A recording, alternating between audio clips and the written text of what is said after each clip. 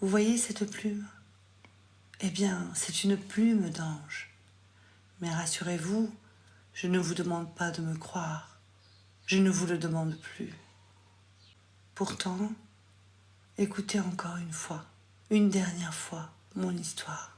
Une nuit, je faisais un rêve désopilant quand je fus réveillée par un frisson de l'air.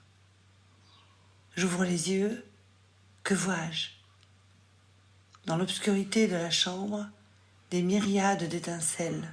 Elles s'en allaient rejoindre, par tourbillonnement magnétique, un point situé devant mon lit. Rapidement, de l'accumulation de ces flocons aimantés, phosphorescents, un corps se constituait. Quand les derniers flocons eurent terminé leur course, un ange était là, devant moi, un ange réglementaire avec les grandes ailes de lait.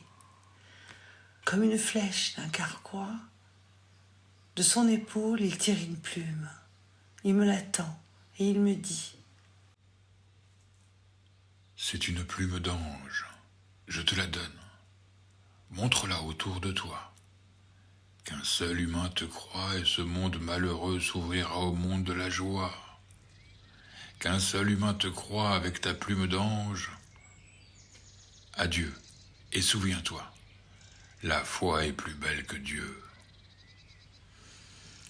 Et l'ange disparut, laissant la plume entre mes doigts.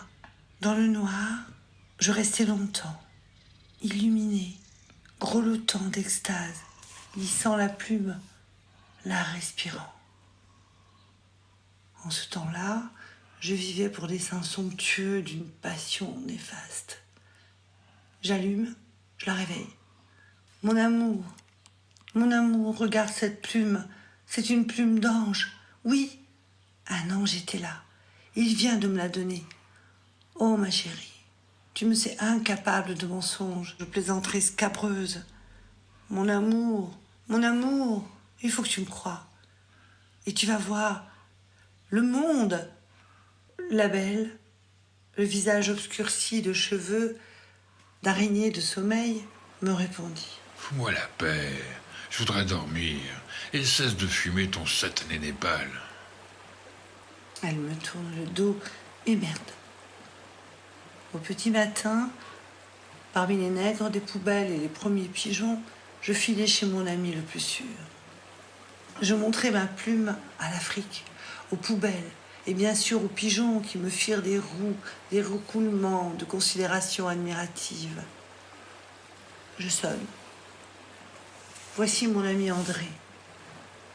Posément, avec précision, je vidai mon sac biblique, mon oreiller céleste.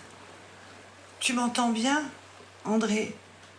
Qu'on me prenne au sérieux et l'humanité tout entière s'arrache de son orbite de malédictions guerroyantes et funestes. Ah, dégagez. Fini la souffrance, la sottise, la joie, la lumière débarque. André se massa pensivement la tempe. Il me fit un sourire ému, m'entraîna dans la cuisine et devant un café, m'expliqua que moi, sensible, moi, enclin au mysticisme sauvage, moi devais reconsidérer cette apparition. Le repos, l'air de la campagne, avec les oiseaux précisément, les vrais. Je me retrouvais dans la rue grondante, tenaillant la plume dans ma poche. Que dire? Que faire? Monsieur l'agent, regardez, c'est une plume d'ange. Il me croit. Aussitôt, les tonitruants troupeaux de bagnoles déjà hargneux s'aplatissent. Des hommes radieux en sortent. Auréolés de leurs volants, ils s'embrassent en sanglotant.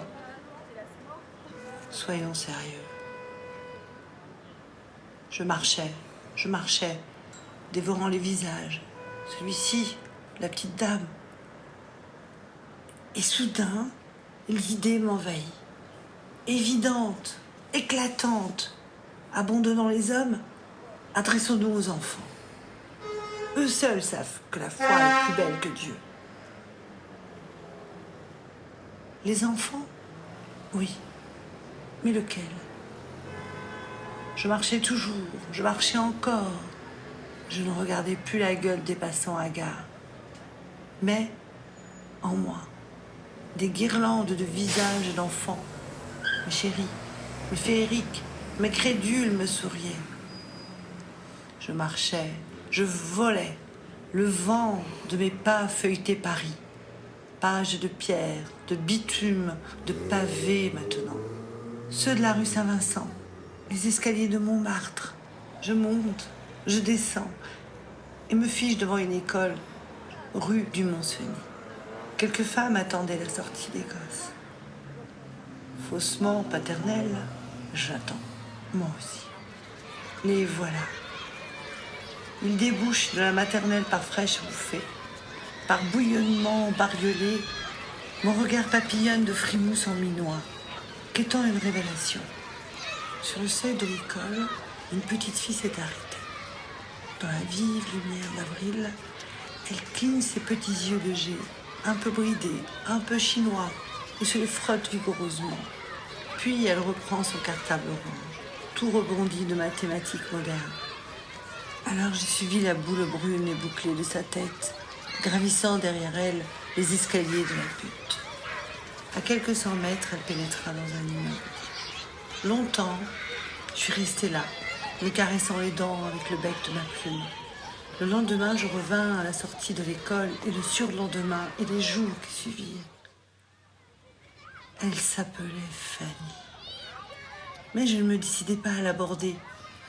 Et si je lui faisais peur avec ma bouche sèche, ma sueur sacrée, ma pâleur mortelle, vitale, alors qu'est-ce que je fais?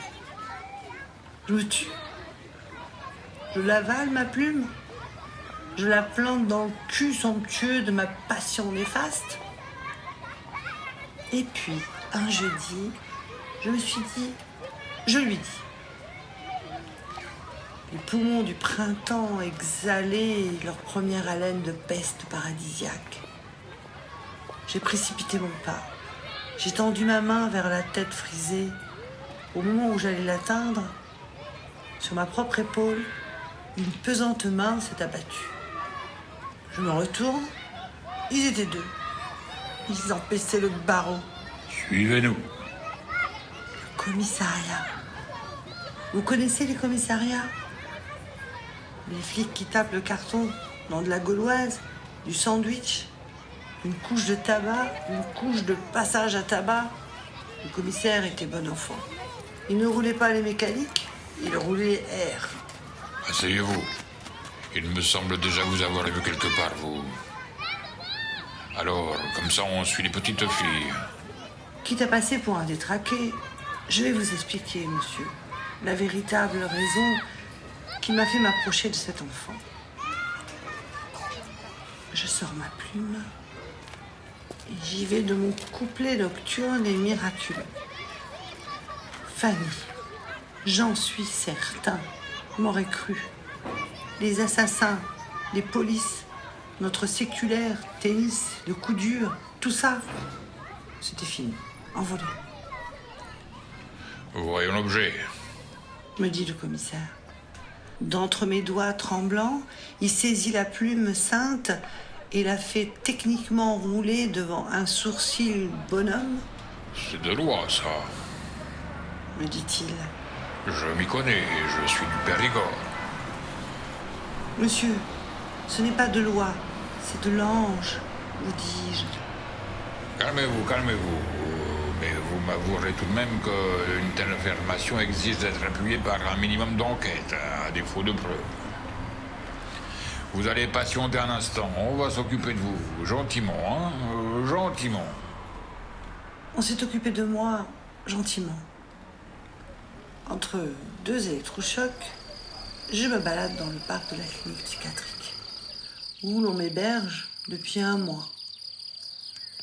Parmi les divers siphonnés qui s'ébattent ou s'abattent sur les aimables gazons, il est un être qui me fascine. C'est un vieil homme, très beau.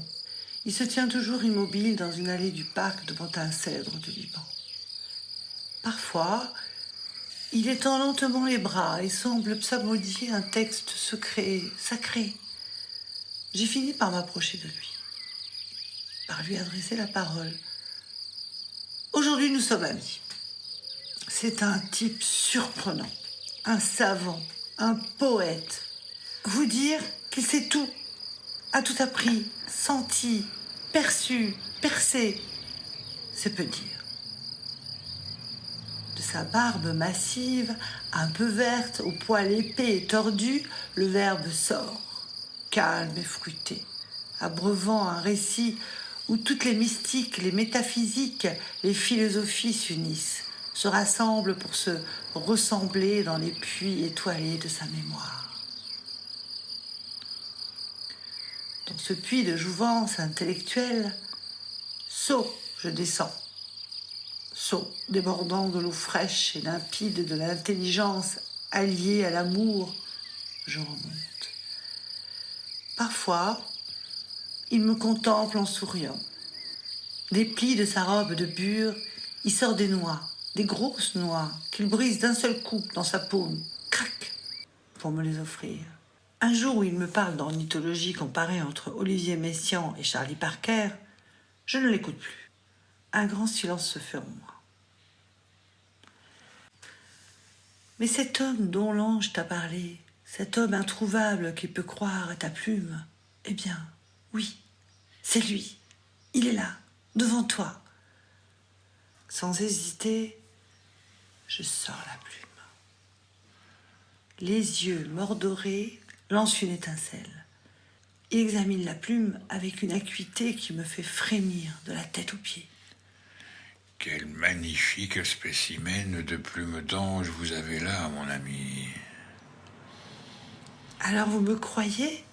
Vous le savez? Bien sûr, je vous crois. Le tuyau légèrement cannelé, la nacrure des barbes, on ne peut s'y méprendre. Je puis même ajouter qu'il s'agit d'une peine d'Angelius maliciosus. Mais alors, puisqu'il est dit qu'un homme me croyant, le monde est sauvé. Je vous arrête, mon ami. Je ne suis pas un homme. Vous n'êtes pas un homme? Nullement. Je suis un noyer. Vous êtes un noyer? Non, je suis un noyer. L'arbre, je suis un arbre. Il y eut un frisson dans l'air. Se détachant de la cime du grand cèdre, un oiseau est venu se poser sur l'épaule du vieillard et je crus reconnaître, miniaturisé, l'ange malicieux qui m'avait visité. Tous les trois, l'oiseau, le vieil homme et moi, nous avons ri. Nous avons ri longtemps, longtemps. Le fou rire